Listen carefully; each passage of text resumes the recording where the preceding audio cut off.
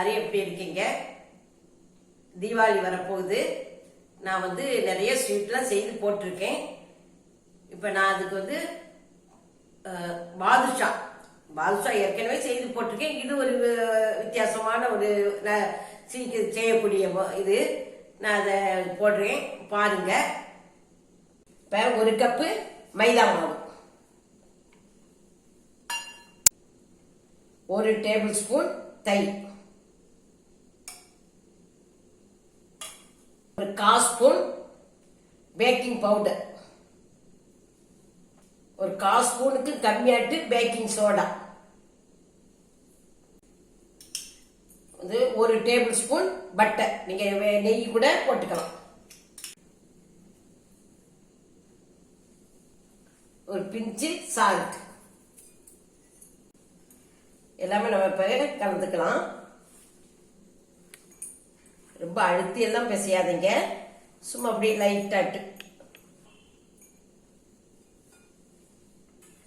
இப்ப பால் நம்ம கொஞ்சம் கொஞ்சமா பால் விட்டு அப்படியே பிசைஞ்சுக்கலாம்.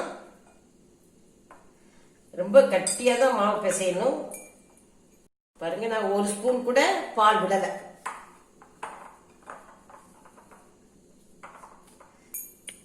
பாருங்க, இது இப்படி இருந்தா உங்களுக்கு லேயராட்டு பாதுஷா நல்ல சாஃப்டா இருக்கும். இப்ப இது இப்படி நமக்கு ஒரு 10 நிமிஷம் அப்படியே வச்சிடலாம். இப்ப 1 கப்பு நான் சீனி எடுத்திருக்கேன். இப்ப சீனி முழுகிற அளவுக்கு ஒரு 1/2 கிளாஸ் தண்ணி விட்டுருக்கேன்.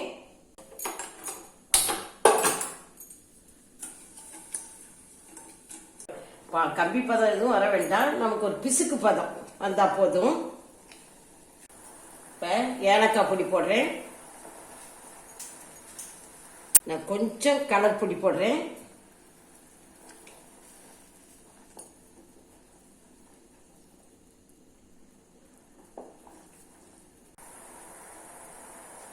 பாருங்க, இந்த பிசுக்கு பதம் வந்துருச்சு. நான் இப்ப ஸ்டவ் ஆஃப் பண்ணிட்டேன். ஆஃப் பண்ணிட்டு ஒரு லெமனை பாதி செய்து ஒரு 2-3 டிராப்ஸ் நம்ம அப்படி விட்டுக்கலாம். அப்பதான் உங்களுக்கு அது கட்டியாகாம அப்படியே இருக்கும். கொஞ்சம் கொஞ்சமா மாவு எடுத்து நம்ம உருட்டிக்கலாம்.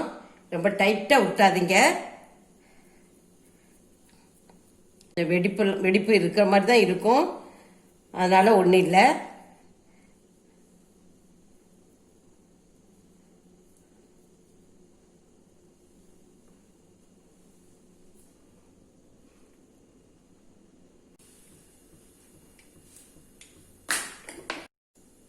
தீயை நம்ம மீடியமா வச்சுக்கலாம்.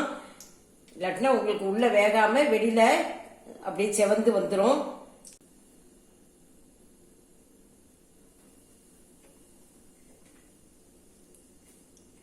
இப்ப ஒன்னொன்னா நம்ம போட்டுடலாம்.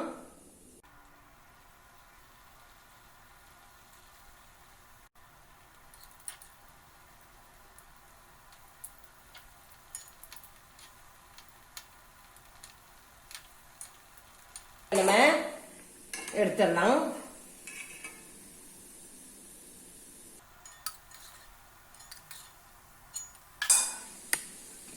இப்ப நம்ம இத பாதுஷாவை இந்த சிறப்புல போட்டுடலாம்.